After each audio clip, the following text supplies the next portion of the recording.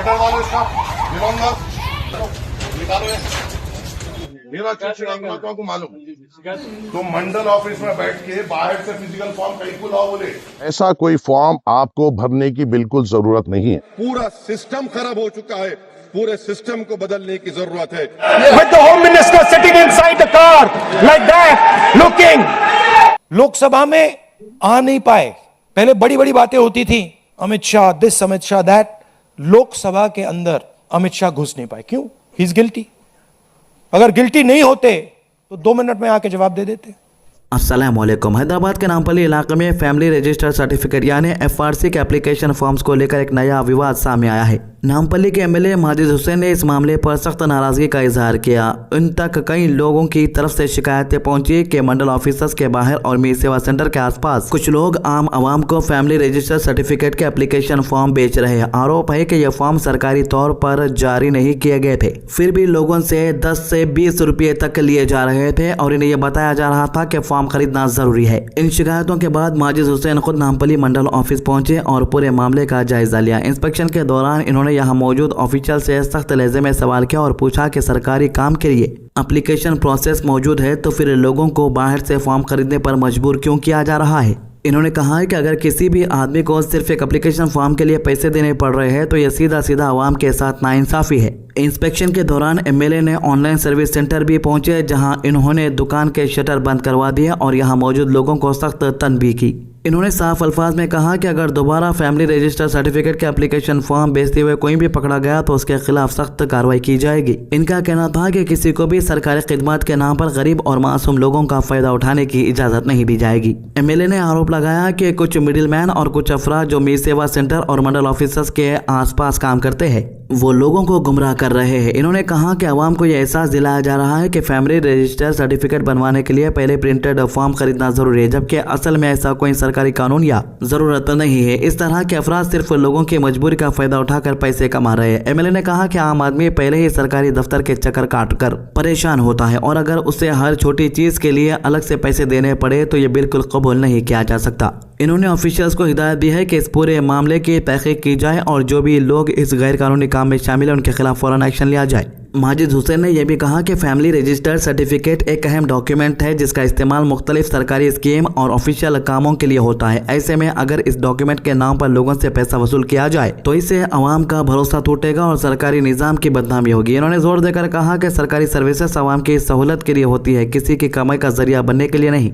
Inspection के दौरान इन्होंने ऑफिशियल से पूछा कि मंडल ऑफिस के अंदर ही अगर एप्लीकेशन की सहूलत दी जा सकती है तो फिर बाहर के लोग किस बुनियाद पर फॉर्म बेच रहे हैं। इन्होंने कहा कि अगर किसी ऑफिसर की लापरवाही या मिली भगत सामने आई तो उसके खिलाफ सख्त एक्शन होना चाहिए। इन्होंने कहा कि किसी भी सूरत में करप्शन या बेवजह वसूली को बर्दाश्त नहीं किया जाएगा। एमएलए ने अथॉरिटीज को हिदायत दी है कि सिर्फ ऑफिशियली अप्रूव्ड एप्लीकेशन फॉर्म ही आवाम को दिए जाए और इस बात को यकीनी बनाया जाए कि कोई भी मिडिल मैन या प्राइवेट शख्स सरकारी डॉक्यूमेंट्स के नाम पर पैसा ना कमा सके।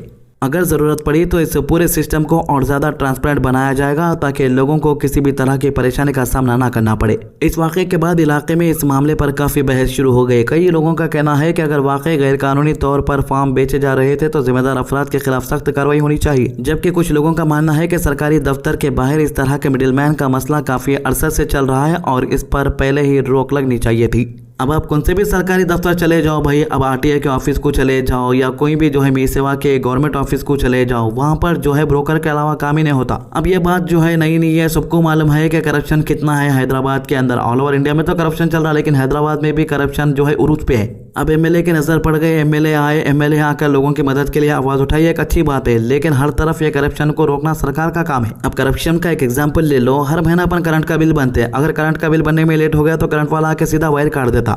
लेकिन जब अपने घरों में वोल्टेज हाई हो जाता, लो हो जाता या खंबे से जो है वायर के अंदर से कुछ प्रॉब्लम आके करंट बंद हो जाता, तब अपन जो उसको फोन करते तो उन्हें बोलता कि ठहरो भाई, ऐसा बोलते कि काम नहीं होता। फिर उन्हें बड़ी मुश्किलों से मिन्नता करने के बाद, फोन करने के बाद आके बोमड़िया मार लेते हुए काम करता और उसके पैसे भी मांगता। अरे भाई पैसे कहीं को देना बोले तो उन्हें बोलता मैं ये सामान डाला, फलाना सामान डाला, इसके जो है कंपनी की तरफ से कुछ भी नहीं मिलता, पैसे तोड़ लेके चल जाता। अब वही चीज काम प्राइवेट कंपनियां नहीं करते। फॉर एग्जाम्पल आपके घर में इंटरनेट का कनेक्शन होगा, अब रूटर के पास अगर कोई भी प्रॉब्लम आ गया, खंबे से कुछ वायर गिर कट गया, उन्हें आता उसका प्रॉब्लम सॉल्व कर लेता, चल जाता। अब ये फर्क रह गया समझो गवर्नमेंट और प्राइवेट कंपनियों के अंदर। तो इन मामलात की वायरल वीडियोस आइए देखते हैं कुछ झलकियां। इसके अलावा आज लोकसभा में public examination prevention of unfair means amendment bill 2026 पास हो गया और इस बिल को लेकर सियासत भी काफी गर्म नजर आ रही है। एक तरफ मोदी हुकूमत इस बिल को स्टूडेंट के मुस्तकबिल की हिफाजत के लिए एक बड़ा कदम बता रही है, तो दूसरी तरफ अपोजिशन इस पूरे मामले पर सरकार को निशाना बना रहे हैं। लोकसभा में इस अहम बिल पर बहस चल रही थी। इस वक्त अमित शाह हाउस में मौजूद नहीं थे, लेकिन बिल पास होने के बाद इन्होंने सोशल मीडिया प्लेटफॉर्म एक्स पर एक पैगाम शेयर करते हुए पूरे मुल्क के स्टूडेंट को मुबारकबाद दी। असदुद्दीन ओवैसी भी इस बिल पर अपनी बात रखने में कामयाब रहे। राहुल गांधी ने भी कहा कि मोदी सरकार बिल के बारे में तो बात कर रही है, लेकिन पेपर लीक को कैसे रोकेगी इस पर किसी तरह की बात नहीं हुई।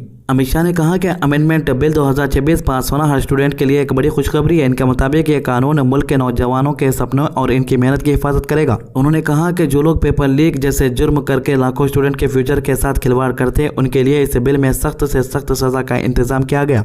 लेकिन दूसरी तरफ कांग्रेस और अपोजिशन ने इस मामले को बिल्कुल अलग नजरिए से उठाया। लोकसभा में leader of opposition Rahul Gandhi ने अमित शाह की गैर हाजिरी पर सवाल उठाए। राहुल गांधी ने कहा कि जब इतना अहम बिल डिस्कस हो रहा था तब होम मिनिस्टर का हाउस में मौजूद न होना उनकी जिम्मेदारियों से बचने के बराबर है। राहुल गांधी ने यहां तक कह दिया कि अमित शाह एक नाअहल होम मिनिस्टर साबित हुए हैं और इन्हें अपने ओहदे से इस्तीफा दे देना चाहिए। राहुल गांधी ने मीडिया से बात करते हुए यह भी इल्जाम लगाया कि इन्हें लोकसभा के अंदर बोलने का मौका नहीं दिया गया। इन्होंने कहा कि लीडर ऑफ अपोजिशन होने के बावजूद जब भी इन्होंने स्पीकर से हाउस में ऑर्डर बहाल करने की दरखास्त की, इनकी बात नहीं सुनी गई। राहुल गांधी का कहना है कि पार्लियामेंट्री अफेयर्स मिनिस्टर किरण रिजिजू और डिफेंस मिनिस्टर राजनाथ सिंह को बार बार बोलने का मौका दिया गया, लेकिन जब इनकी बारी आए तो इन्हें रोक दिया गया।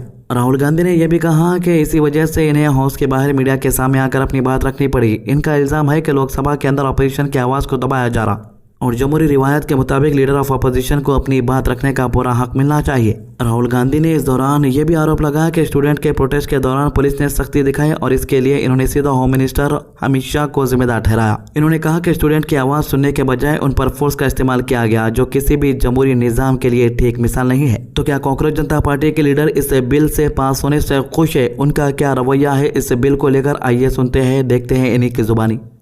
आज जो अमेंडेड बिल पास हुआ है उसमें फिर से वही दिक्कत है जिस बारे में हम लगातार बात करते आ रहे हैं। आप पेपर लीक होने के बाद की सारी बातें कर रहे हैं, चाहे वो फास्ट ट्रैक कोर्ट्स हो, चाहे हार्शर पनिशमेंट हो, चाहे पेनल्टीज हो, लेकिन पेपर लीक रोकने के लिए आप क्या कर रहे हैं उस बारे में आपने आज भी कोई बात नहीं की। जब तक आप एनटीए रिफॉर्म्स की बात नहीं करेंगे, जब तक आप एसएससी को स्टैट्यूटरी बॉडी बनाने की बात नहीं करेंगे, जब तक आप एग्जाम शेड्यूल में, कैलेंडर में, सिलेबस में ट्रांसपेरेंसी की बात नहीं करेंगे, जब तक आप कोचिंग सेंटर्स के बारे में बात नहीं करेंगे, जब तक आप वेंडर्स को किस तरह से हैंडल किया जाए, ब्लैकलिस्टेड वेंडर्स को सिस्टम में घुसने से कैसे रोका जाए, इस बारे में बात नहीं करेंगे, जब तक आप फिजिकल और डिजिटल ऑडिटिंग की बात नहीं करेंगे, जब तक आप हमारे पूरे एग्जाम सिस्टम को एंड टू एंड चेक नहीं करेंगे, उस प्रोसेस को स्ट्रांग नहीं बनाएंगे, एग्जाम इंफ्रास्ट्रक्चर को ठीक करने की बात नहीं करेंगे, तब तक पेपर लीक की समस्या नहीं हल होने वाली है। आप सिर्फ एक पार्ट एड्रेस कर रहे हैं कि पेपर लीक होने के बाद क्या हो। बात आपको इस पर भी करनी पड़ेगी कि पेपर लीक को रोका कैसे जाए। तो ये 3 मामलों के अभी तक के अपडेट। तो हैदराबाद के अंदर लगातार बारिश हो रही है। आज पूरी रात बारिश पड़ने का अंदाज़ा लगाया गया है। हमारे चैनल को सब्सक्राइब कीजिए, हमारे वीडियोस को ज़्यादा से ज़्यादा लोगों तक शेयर कीजिए। अल्लाह हाफिज़।